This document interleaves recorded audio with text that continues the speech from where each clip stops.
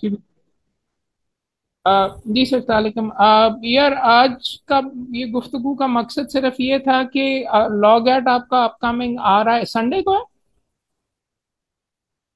Hello. Yes sir, Sunday को है। तो उसके लिए ही मैं संडे को है सर। जी जी, मैं वही करना चाह रहा था। मुख्तलिफ दोस्तों की अभी भी कॉल्स आ रही हैं कि जी हमने अभी तैयारी शुरू करनी है, हम तैयारी कैसे करें, क्या सिलसिला है। तो आई थॉट कि आप तमाम दोस्तों के साथ बात करके क्या मुश्किल आ रही है, क्या है वो टिप्स वगैरह थोड़ी सी आप सारे दोस्तों को दे दूं। यार सबसे पहली चीज तो आप तमाम दोस्तों को मैं ये कहना चाहूंगा कि इतना मुश्किल इम्तिहान नहीं है जितना इसको दोस्तों ने हवा बीच में बनाया हुआ है। अगर आप बीच में टाइम करके और तैयारी करके, या इम्तिहान हफ्ते की तैयारी के साथ भी लोग इसको पास करके, और एक लड़के ने तो एक हफ्ते की तैयारी करके टॉप भी किया हुआ है, उसके वीडियोस ऑलरेडी मौजूद हैं। आप दोस्तों को अगर आपके कोई क्वेश्चन है उनके बारे में मैं बात कर लूंगा, लेकिन एक दो चीजें आपको मैं बीच में बता दूं कि अगर आपने पहले नहीं देखा हुआ तो लॉग एट के इम्तिहान ये सुप्रीम कोर्ट के ऑर्डर के जरिए हो रहा है। 100 सवाल होते हैं, 2 घंटे का टाइम होता है, चार आपके पास ऑप्शंस होती हैं, मल्टीपल चॉइस इम्तिहान है। और सबसे इंपॉर्टेंट चीज जो कि आप याद रखें, गलत अगर कोई सवाल आपने किया है तो आपके नंबर नहीं कटेंगे। तो पहली चीज तो ये आ गई, अगर नहीं समझ आ रही तो तुक्का मारना फिर भी लाजमी है, अपने चांसेस वगैरह करके कि एक जो बिल्कुल गलत है क्वेश्चन, वो सवाल आंसर वो तो माइनस कर लो। लेकिन आपको कहना सिर्फ ये चाह रहा हूं कि बेशुमार दोस्त ऐसे भी मैंने यहाँ पे देखे हैं जो कि आके कहते हैं सर मेरे से मुझे टाइम बड़ा कम था तो मैं तो पूरा के पूरे सवालों के जवाब ही नहीं दे सका। तो वहां पे अगर आपका टाइम कम हो रहा है तो सारे के सारे ए बी सी डी जो भी आपने, लेकिन सारे एक ही कतार के अंदर आप उनको मार्क कर दें। एक या दो नंबर तो आपको वहां से मिल जाएंगे। दूसरा, चूंकि मल्टीपल चॉइस का क्वेश्चन है, और मेरे से ये भी लिखवा लीजिए, लॉ प्रोबेबिलिटी के मुताबिक अगर आपका चार चार हर सवाल के चार जवाब हैं, 100 सवाल हैं, आप किताब ना भी खोलें, आंखें बंद करके सारे ए बी या सी मार्क कर दें तो 20-25 नंबर फिर भी आ जाते हैं। मैंने ऐसे दोस्त भी देखे हैं जिनके 18-18 नंबर भी आए हैं इसके बावजूद। किताब खोले बगैर अगर आप मार्क कर लेते हो तो फिर भी आपके नंबर आ जाते हैं। तैयारी क्या करनी है, कैसे करनी है, उसका तकरीबन सारे का सारा मवाद। सबसे बड़ी दोस्त गलती ये इसके अंदर ये कर रहे हैं कि वो सिलेबस तो पढ़ते ही नहीं है। वो कहते हैं, मुख्तलिफ बंदों की गाइड्स पकड़ लेते हैं और कहते हैं कि जी इस गाइड के मुताबिक हमने तैयारी करनी है। तो सबसे पहले मेरी तमाम दोस्तों से इल्तजा ये है कि आप अगर ये पंजाब बार काउंसिल के लॉग एट के पेज पे जाएं तो सिलेबस सारों के पास अवेलेबल। आप दोनों दोस्तों के पास सिलेबस है सर? सिलेबस के साथ तैयारी की है कि कैसे तैयारी की है?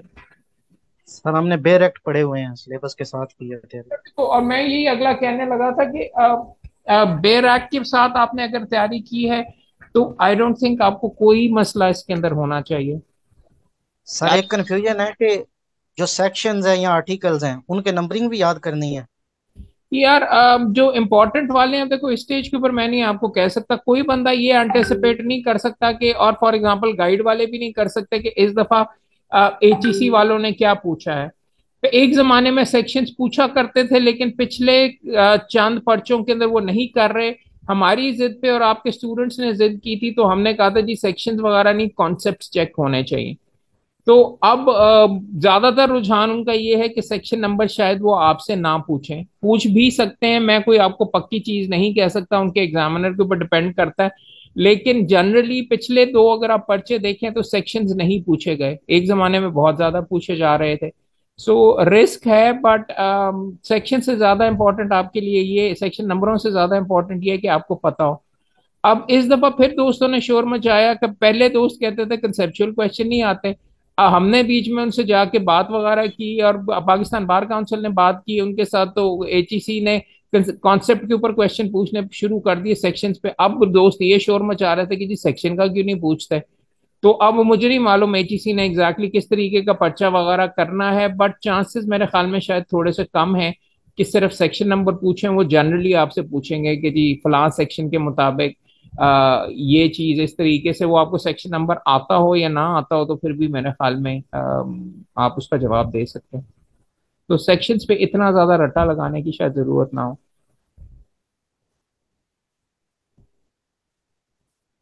दूसरा, दूसरा आपको मैं ये कहना चाह रहा था कि यार देखो, एक चीज तो आप कर लो, अगर अभी आप तैयारी अभी आप शुरू कर रहे हो, तो 10 नंबर के लिए तो आपका प्रोफेशनल एथिक्स है, सिर्फ 6 सफ़े हैं भाई, वो उसको कहते हैं कैनन और प्रोफेशनल एथिक्स। अगर आप रूल्स पकड़ने शुरू कर दो, ये इसको कहते हैं पाकिस्तान बार काउंसिल के, अगर आप रूल्स पकड़ लो, एक सेकंड,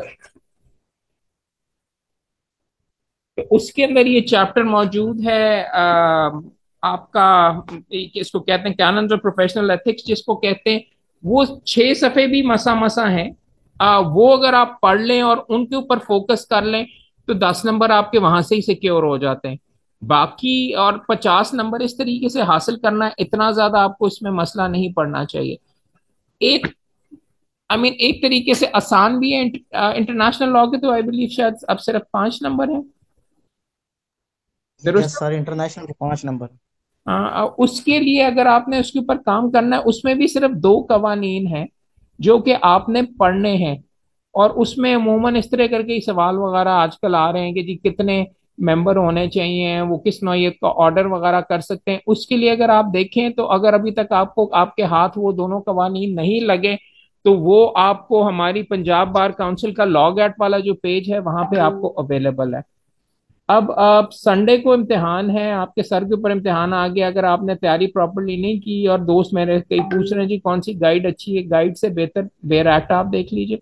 दूसरी आपके लिए इम्पोर्टेंट चीज बहुत ये है कि आप मेहरबानी करके जो हमने वीडियोस लॉग ऐड के अपलोड किए हुए हैं, अगर पढ़ने का टाइम नहीं है, कम से कम वो देख लें ऑन पंजाब बार काउंसिल की लॉग ऐड की ट्रेनिंग वाले पेज के ऊपर। तो वहां से आपको थोड़ी बहुत सहूलत मिल जाएगी। सर उमर के और लोगों के भी लॉग एट की तैयारी के वीडियोस वगैरह अवेलेबल हैं, वो अगर आप देख लें तो आपको उसकी भी वहां से सहूलत मिल सकती है। मेरी सजेशन आपको यही है कि बेर एक्ट देखें। सबसे बड़ी गलती दोस्त ये कर रहे हैं कि इस्लामिक जूरिस्प्रूडेंस के लिए जो नंबर वगैरह और जो सारी की सारी आनी है, वो लिखा हुआ है उन्होंने, इमरान एहसन न्याजी की इस्लामिक जूरिस्प्रूडेंस की किताब आप पढ़ेंगे, उसमें से वो सवाल करेंगे। अगर आप फिर भी बज़िद हैं कि जी मैंने गाइड से ही पढ़ना है और इमरान हसन की न्याजी की किताब नहीं करना, तो आप अपने लिए बहुत मुश्किलात पेश कर रहे हैं। वो किताब है थोड़ी सी मुश्किल, अभी तक आपको उसको देख के कम से कम पढ़ लेना चाहिए था, लेकिन इमरान हसन खान न्याजी की इस्लामिक जूरिस्प्रूडेंस की जो किताब है, वो अगर आप पकड़ लें, वो आपके लिए लाजमी है। अब आपके अगर कोई स्पेसिफिक क्वेश्चंस हैं, तो मेहरबानी करके मेरे से पूछिए, ताकि कोई असिस्टेंस वगैरह, ये कोई मुश्किल अगर आपको आ रही है तो बताइए तैयारी के अंदर।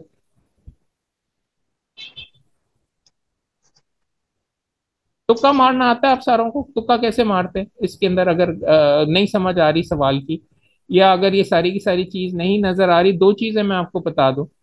पुराना जो पर्चे हैं, एक दो अब मार्केट के अंदर अवेलेबल हैं, वो लेके आप अपने आप को इम्तिहान वाली सर्कमस्टांस में खानदान से दूर होके मोबाइल ऑफ करके अपने साथ वो टेस्ट करने की कोशिश करें, शीट खुद भरने की कोशिश करें, ताकि आपको पता चल जाए कि आपका टाइमिंग में तो नहीं मसला आ रहा, और एंड में आप सारे शुरू में आप 5 के क्वेश्चन के अंदर ही फंसे रहे हैं, उस पर 25 मिनट आप लगा दें, और आखिरी जो 50 क्वेश्चन हैं उनके लिए आपको मिले ही कोई 20-25 मिनट। इम्तिहान के अंदर, किसी भी इम्तिहान में, और खास तौर पे इस इम्तिहान के अंदर, हर नंबर, हर सवाल का एक एक नंबर है, दुरुस्त है? अगर एक एक नंबर है, तो एक के ऊपर अगर आपने 15 मिनट 5 मिनट लगा लिए उसका जवाब ढूंढने के अंदर, तो आपने अपने बाकी 4 क्वेश्चन का टाइम कम कर लिया। इंपॉर्टेंट चीज ये है, और तमाम दोस्तों से सबसे पहला रूल, कि कोई सवाल का जवाब खाली नहीं छोड़ना। एंड में अगर आपके पास टाइम खत्म हो रहा है, तो सारे के सारे एक ही लाइन के अंदर, अगर आप उसको बेहतर तरीके से तुक्का नहीं लगा सकते, खाली सबसे बड़ा गुनाह है कि आप 100 क्वेश्चन के 100 जवाब ना लिखें।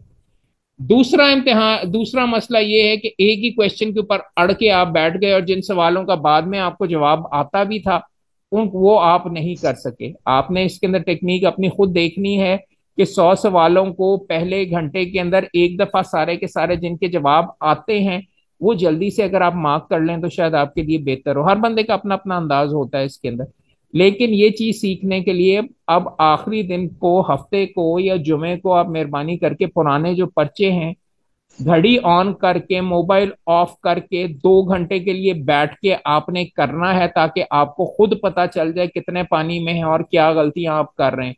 और इम्तिहान का जब प्रेशर सर के ऊपर हो, तो तब आप वो ना उसके साथ करें। एक तो सजेशन ये है।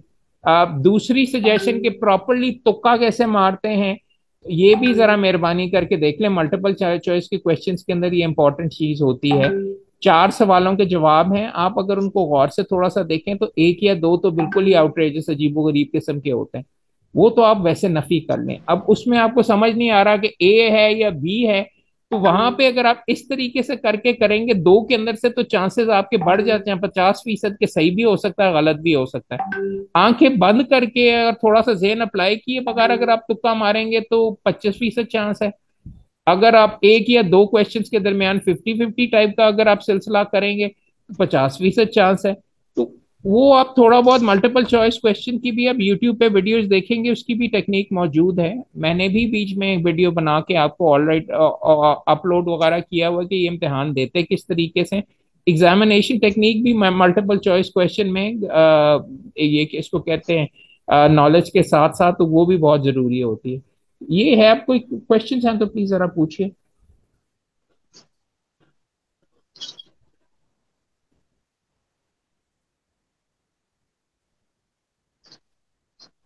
आ, तुक्का तला साहब कह रहे हैं तुक्का तो sir may not shall not और कहीं। अच्छा यार देखो एक चीज, ये चीज आपको अपने जहन से निकाल लो। दोस्त बदस्तूर ये कह रहे हैं कि जी ये ग्रामर आपकी चेक हो रही है, मे नॉट शैल नॉट। बात ये कि जब आप तैयारी कर रहे हैं, हर कानून के अंदर लिखा होता है कि द जज मे नॉट, द जज शैल, या द जज शैल नॉट। शैल और शैल नॉट का मतलब होता है कि उसके लिए लाजमी है वो चीज करना।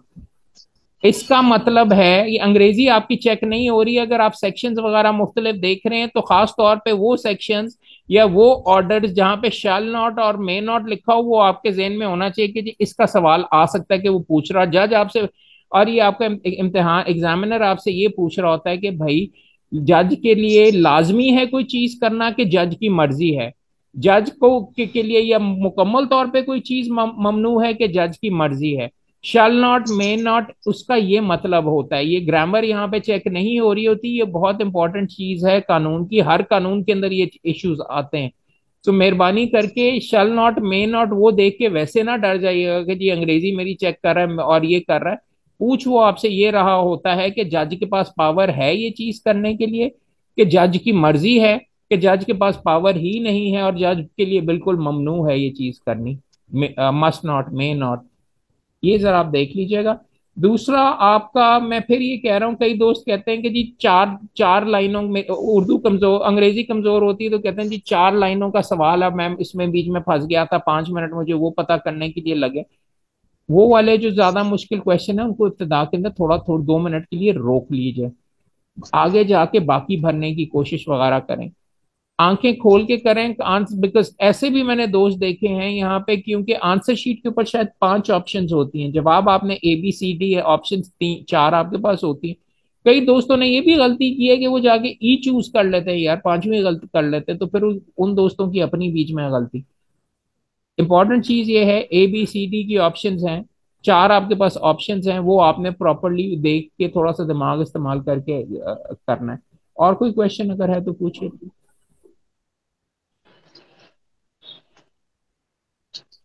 काला साहब सवाल का आपको जवाब मिला?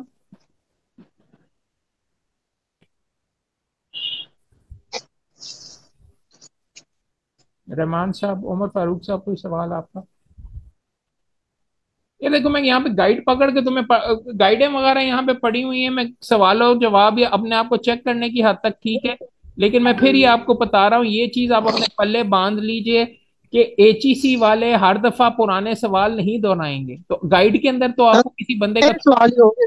सॉरी नए सवाल ही होंगे ना, ऐसी बात है, पुराने तो वो रिपीट नहीं करेंगे। यार हो भी सकते हैं वगैरह, बट मैं आपको ये कह रहा हूँ कि लोगों की का ख्याल ये होता है कि कोई गाइड के अंदर जो टीचर गेस्ट ले रहा है वो गेस्ट चल जाएगा। भाई उनको भी नहीं पता, हमें भी नहीं पता। HEC हर दफा आजकल अपना क्वेश्चन बैंक बना रहा है, तो उसकी वजह से ऐड करेगा। और चंद दोस्त वगैरह मुझे मैसेज वगैरह ये भी कर रहे थे सुबह के, जी वो देखिए सुप्रीम कोर्ट ने ऑर्डर किया हुआ था, हमें बुकलेट मिली और हमें ये मिलना है। वो सुप्रीम कोर्ट ने उनको थोड़ी बहुत ढील HEC को दी हुई है इस मामले के अंदर। बुकलेट है नहीं है, आप अपने मेहरबानी करके पर्चे के ऊपर फोकस करें।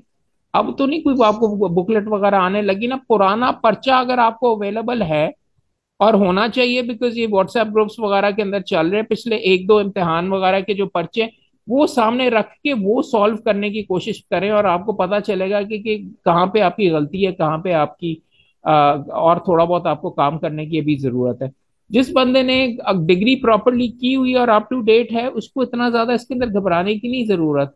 और अगर आप थोड़ा सा भी करें, काफी कॉमन सेंस के ऊपर भी बंदे भी इसको आराम से पास कर लेते हैं। जरा आप देखिएगा, आप जी कोई जी। कोई सवाल है तो प्लीज पूछिए, दोस्त जो आ रहे हैं सारे।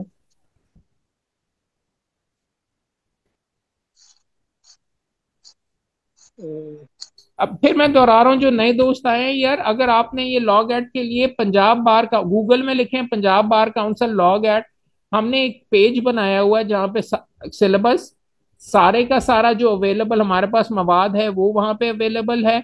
जो आपके टॉपर्स थे दो, उनके वीडियोस वहाँ पे मौजूद हैं, वो आपको बेहतर लड़के गाइड कर रहे हैं कि उन्होंने कैसे तैयारी की, वो इम्तिहान के अंदर उन्होंने किस तरीके से सवालों के जवाब दिए, कैसे टाइम किया, कौन सी किताबें इस्तेमाल की, कौन सा बेरैक इस्तेमाल किया, वो सारे के सारे आपके लिए वहां पे मौजूद हैं, वो जरूर आप बीच में देखिएगा। इसके अलावा और अगर कोई सवाल है तो प्लीज पूछिए।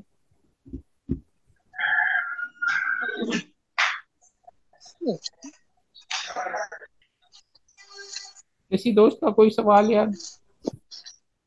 वाह। अरे टाइम मैनेज कैसे करें वैसे कि वो सवाल रीड करने में, टाइम मैनेज करने में। यार आपको मैं यही कह रहा हूँ, अब इब्तिदा में भी मैं ये कह रहा था कि हर सवाल का एक नंबर है। ये आप आपके लिए, अगर तो आप तेज पढ़ते हो ना, तो मैं तो मेरा कम से कम मैं अपना जाती तरीका आपको बता देता हूँ। मल्टीपल चॉइस का एलसैट और भी मैंने एग्जाम्स वगैरह दिए थे, मैं सारे का सारा पर्चा एक दफा पहले घंटे के अंदर, 2 घंटे हैं, पहले घंटे के अंदर एक 100 के 100 क्वेश्चन जल्दी से देख लिया करता था, और जिनके सवाल क्लियर होते थे या तो किताबचे पे लिख लेता था, या फिर मैं वहां पे जो पक्के पक्के 100% है वो तो पूरे करो। उसके बाद फिर आप गहराई में जाने की कोशिश करो। जेन में आपने ये चीज रखना है कि हर सवाल का एक नंबर है। किसी पे अगर आपने 5 मिनट लगा दिए किसी एक सवाल पे, या तुक्का मारने के अंदर 5 मिनट लगा दिए, तो आपके आपके बाकी सवालों के अंदर से आपने काफी टाइम निकाल लिया।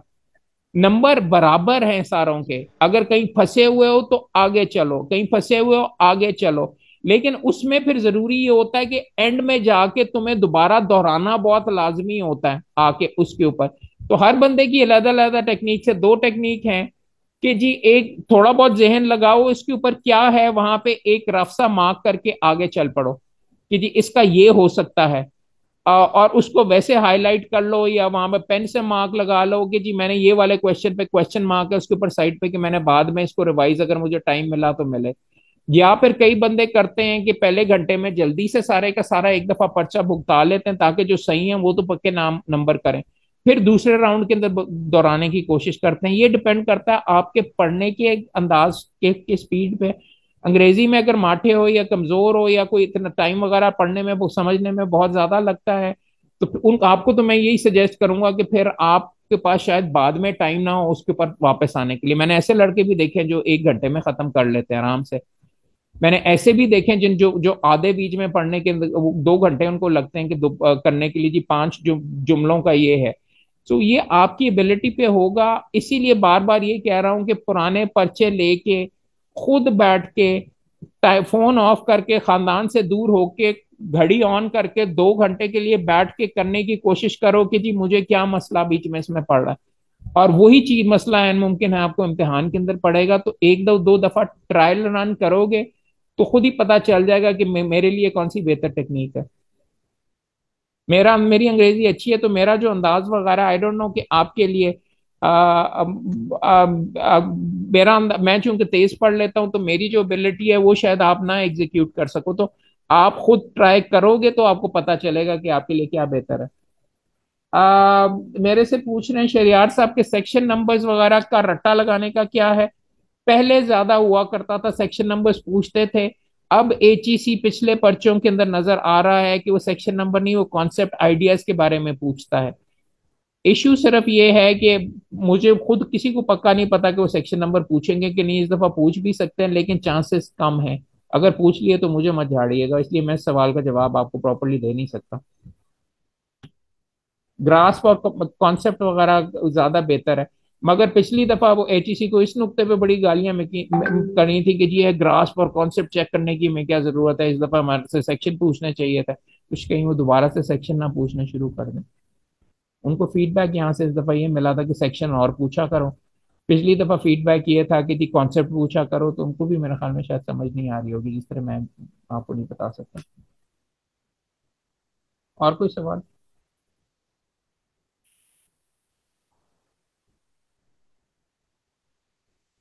उमर फारूक साहब, बिल्ला साहब।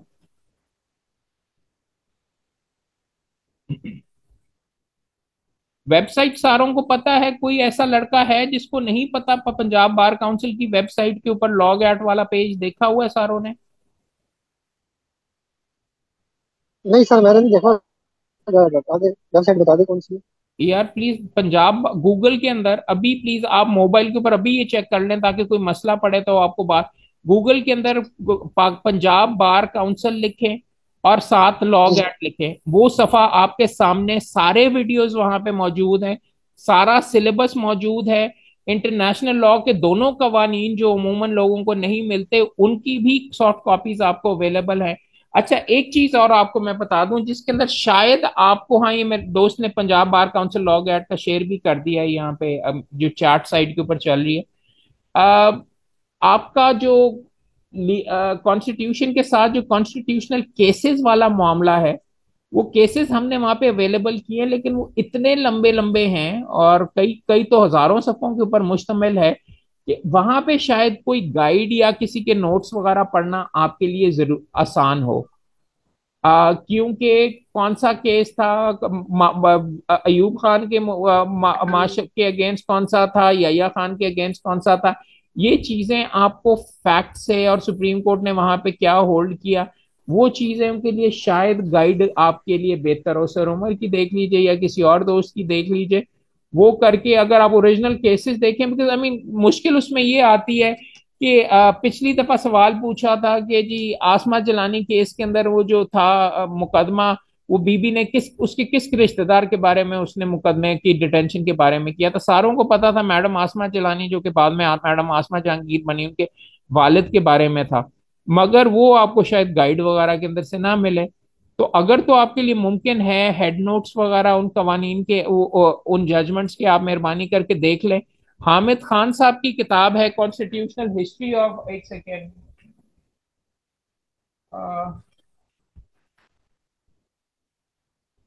Constitutional and political history of Pakistan.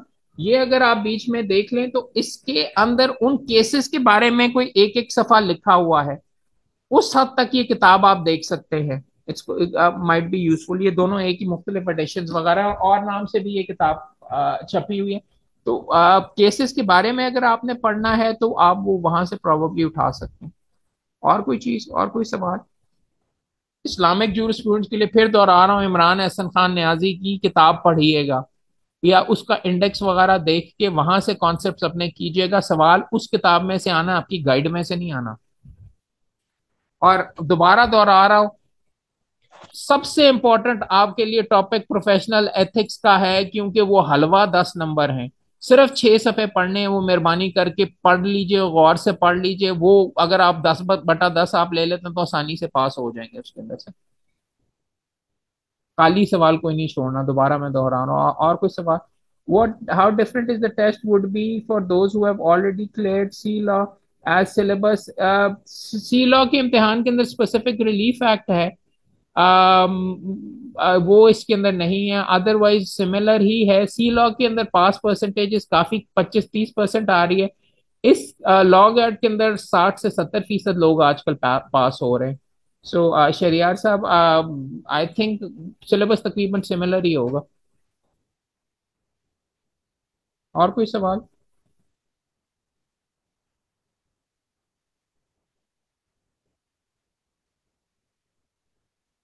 ये आखिरी 5 मिनट हैं भाई, अगर किसी का कोई सवाल है तो प्लीज पूछ लीजिए। अगर तैयारी वगैरह नहीं है, अभी पूछेंगे तो कोई असिस्टेंस वगैरह होगी। सर उमर के लॉग एड्स हैं, अगर फॉर एग्जांपल आपने अभी तक नहीं तैयारी वगैरह की, मैं आपको सजेस्ट करूंगा सर उमर लतीफ के यूट्यूब के ऊपर वीडियोस मौजूद हैं। CPC on finger tips, PPC on finger tips, ये वो पूरे कवानीन को उन्होंने घंटे घंटे, डेढ़ डेढ़ घंटे के अंदर ओवरव्यू दे रहे हैं। सुनेंगे, you will find it useful. Constitutional cases के बारे में भी आई बिलीव उन्होंने वीडियोस बना के रखे हुए हैं, तो अच्छा है। यार सर शोएब पीपीसी साहब। की पनिशमेंट्स को याद करना। जी हाँ, वो जरूरी है, वो पूछ लेते हैं, उस तरीके के क्वेश्चंस पूछ लिए जाते हैं। अब मैं आपको बता नहीं सकता कि इस दफा क्या पूछना है, बट उस नौयत के, अब मैं आपको फिर कह रहा हूँ, जो आपके सवालात हैं, ये पिछले लॉग एड का पर्चा अपने सामने रख लें, उसमें जो चीज नजर आ रही है उससे मिलती जुलती ही उम्मीद है कि वो शायद फॉलो करें। बट कोई 100% गारंटी नहीं, लेकिन चांसेस ज्यादा ये हैं। प्रोफेशनल एथिक्स में कंसेप्चुअल क्वेश्चंस नहीं आते, टेक्निकल नहीं, कि अगर फलाम बंदे ने ये कर लिया वो कर लिया तो वो क्या, कौन से सेक्शन की वायलेशन होगी। जनरली उन्होंने यही कि जी अगर पाकिस्तान बार काउंसिल का इस दफा जिस पे शोर मचा हुआ था, पाकिस्तान बार काउंसिल का ऑर्डर आपने नहीं फॉलो किया तो उसका क्या असर पड़ेगा, वो क्रिमिनल एक्ट होगा, सिविल एक्ट रॉन्ग होगा, कि वो मिसकॉन्डक्ट के जुमरे में आएगा, मिसकॉन्डक्ट का वहां पे था। सो आपका शोएब साहब अपने क्वेश्चन को अगर आप थोड़ा सा एक्सप्लेन करें तो ज्यादा बेहतर, मैं आपको एक बता सकूंगा कि कंसेप्चुअल क्वेश्चन और टेक्निकल क्वेश्चन एक ही चीज नहीं होती। पूछ क्या रहे हैं आप मेरे से?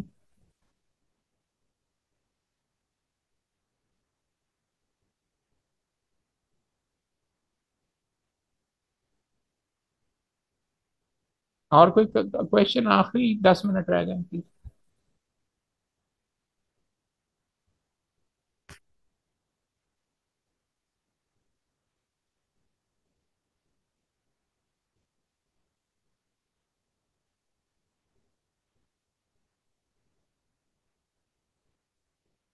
यार शोएब साहब, एक जमाने के अंदर, और यार प्लीज मैं हाथ जोड़ रहा हूँ, इसको कहते हैं खुदा का खौफ करो यार, इसको कहते हैं ये जो सारे के सारे जो प्रोफेशनल एथिक्स हैं, सेक्शंस नहीं है, ये रूल्स में मौजूद है। आप भी वही गलती कर रहे हैं जो एक जमाने में, वैसे आप भी गलती कर रहे हैं, वही कर रहे हैं जो कि किसको कहते हैं, एचईसी वालों को भी नहीं पता था एक जमाने में, जिस टाइम के ऊपर 10 नंबर दिए थे, उन्होंने हर क्वेश्चन में पूछा था जी सेक्शन नंबर बताओ, सेक्शन नंबर, फलां का सेक्शन नंबर बताओ। जबकि उनको भी नहीं पता था कि जी ये रूल्स के अंदर मौजूद है, रूल नंबर है यहाँ पे। और दूसरी इंपॉर्टेंट चीज ये है कि मुश्किल है कि वो आपसे इस दफा रूल नंबर वगैरह ज्यादा डिटेल के अंदर पूछें, बिकॉज वंस अगेन उनका रुझान अब कंसेप्चुअल की तरफ लग रहा है। But you never know HEC के साथ वो किस साइड के ऊपर पिछले एग्जामिनर ने गलतियां की हैं, उसको बदल के किसी नए को ले आते हैं, वो क्या करता है क्या किस तरीके से, so I really can't say to you. But I think rule number रटना इतना कोई ज्यादा मेरे ख्याल में जरूरी, वो रटने की नहीं जरूरत, अगर आप कर लें नोट्स वगैरह में ठीक है। फिर कह रहा हूँ कि 6 सफ़ों लंबा है और 10 नंबर हैं, अगर आप कर भी लें तो इतना ज्यादा कोई मसला नहीं होना चाहिए। और कोई सवाल दोस्त?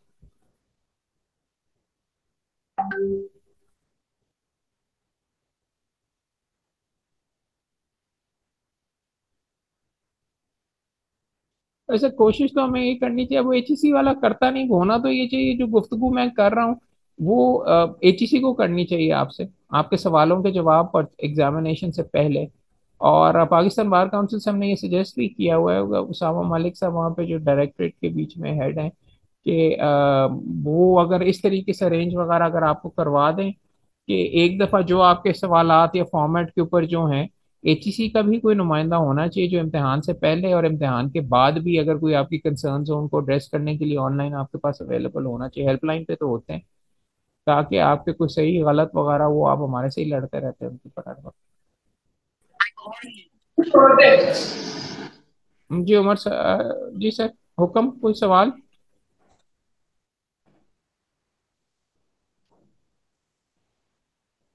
हैदराबाद से हमारे दोस्त हैं। सयाल साहब जरा अपने पीछे बैकग्राउंड की या तो आवाज कम करें, या कोई सवाल पूछिए प्लीज।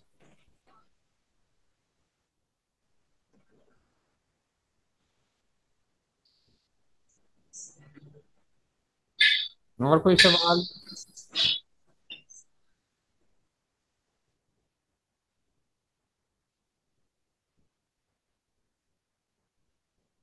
पुराने पर्चे आप दोस्तों के पास मौजूद हैं सारे, जो लॉग एट वगैरह के अंदर जो शेयर हुए थे? जी सर है। वही ना, अपने दोस्तों के साथ अगर आप यहाँ पे शेयर कर दो ग्रुप के अंदर, तो लोगों को भी अवेलेबल, बाकी जिनके पास नहीं है तो उनको उनको भी मिल जाएगा। फिर कह रहा हूँ कि सबसे बेहतर आपकी तैयारी नॉलेज वाली तो जो है अगले 1 डेढ़ दिन के अंदर आपने करनी ही करनी है। इंपॉर्टेंट चीज ये है कि आखिरी दिनों के अंदर 7 पर्चे और टाइमिंग करनी करें। जितनी इंपॉर्टेंट आपकी नॉलेज है उतनी ही इंपॉर्टेंट आपका एग्जामिनेशन टेक्निक है। एग्जामिनेशन टेक्निक पे मैंने एक वीडियो बनाया हुआ है कि जी मल्टीपल चॉइस के अंदर अपने चांसेस बंदा बेहतर कैसे कर सकता है, उस पे जरूर तैयार कीजिएगा। यानी कि तुक्का कैसे मारते हैं, खाली सवाल कोई नहीं छोड़ना। फिर बार बार, पहले 5वीं दफा दोहरा रहा हूँ, लेकिन इतनी इंपॉर्टेंट चीज है कि खाली सवाल अगर आपका का जवाब छोड़ा है आप, क्योंकि गलत सवाल का कोई नंबर नहीं होता, तो आपको जीरो उसका मिलना है। अदरवाइज तुक्का मार के एन मुमकिन है कि 1 या 2 नंबर हो जाए, और 1 और 2 नंबरों से आप पास भी हो सकते हैं, फेल भी हो सकते हैं। सर HSC की बजाय वुकला हमारा पेपर क्यों नहीं बनाते? क्योंकि हम सारे के सारे आपको बेचा करते थे। जो रिजल्ट वगैरह है, सुप्रीम कोर्ट ने ऑर्डर करके 2018 के अंदर पाकिस्तान बार काउंसिल की रिपोर्टेड जजमेंट है, पंजाब बार प्रोविंशियल बार काउंसिल से ये हक छीन के खास तौर पे एचईसी को दे दिया गया। क्योंकि यहाँ पे हमने जो तरीका वगैरह शुरू किया हुआ था वो बहुत अच्छा नहीं था, बल्कि बहुत खराब था। एचईसी कम से कम एक लेवल के ऊपर अप्रोचेबल तो नहीं है। यहाँ पे तो हमारे मेम्बरान बीच में बैठ के इम्तिहान के दौरान अनाउंस किया करते थे कि जी इसका ये जवाब है, इसका ये जवाब है, और या किताब उठा के आपके पास आ जाया करते थे कि जी मदद तो की जरूरत तो नहीं बेटा।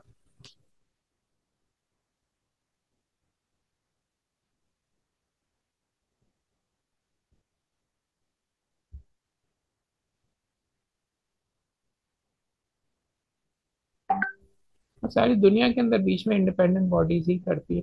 वेल, इम्तिहान वगैरह होना तो बार काउंसिल का हक चाहिए, लेकिन सुप्रीम कोर्ट ने इसको ज्यादा ट्रांसपेरेंट करने के लिए एचईसी को दे दिया है।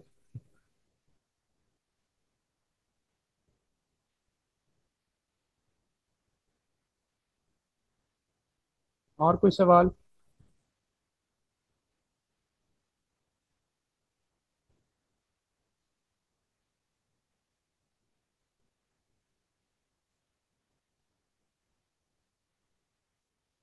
यार वैसे मैं एक दोस्त हमारे यहाँ पे हैदराबाद से मौजूद हैं, आए तो रिप्रेजेंट पंजाब बार काउंसिल। ये तुम तुम्हारे सिंध के अंदर खासतौर पे लड़के मुझे कॉल करके कहते रहते हैं तुम अपने मेंबर बार काउंसिल वगैरह, वहां पे कोई क्लासेस वगैरह या ट्रेनिंग नहीं होती सिंध में या बलूचिस्तान में या केपी के अंदर इनकी ट्रेनिंग, या ये कोई आप बताओ अगर आपके एंड के ऊपर कोई बार एसोसिएशन बार काउंसिल्स ने कोई ट्रेनिंग्स आपके लिए की हुई हैं?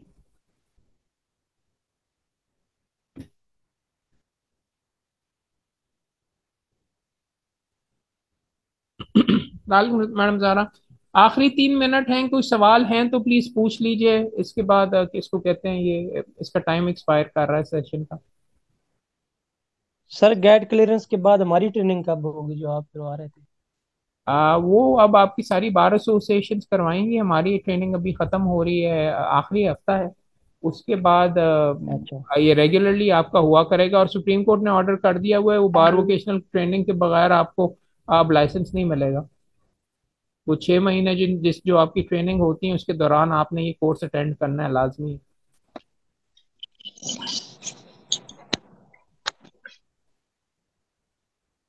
और कोई सवाल किसी दोस्त का?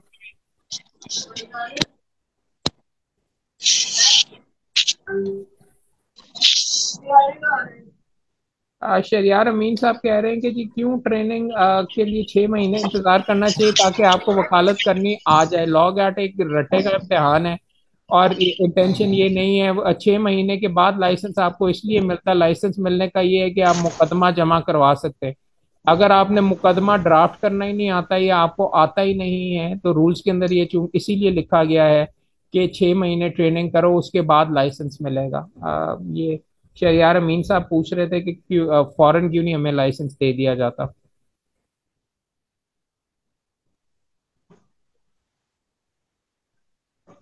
जी मैडम, कोई सवाल आपका?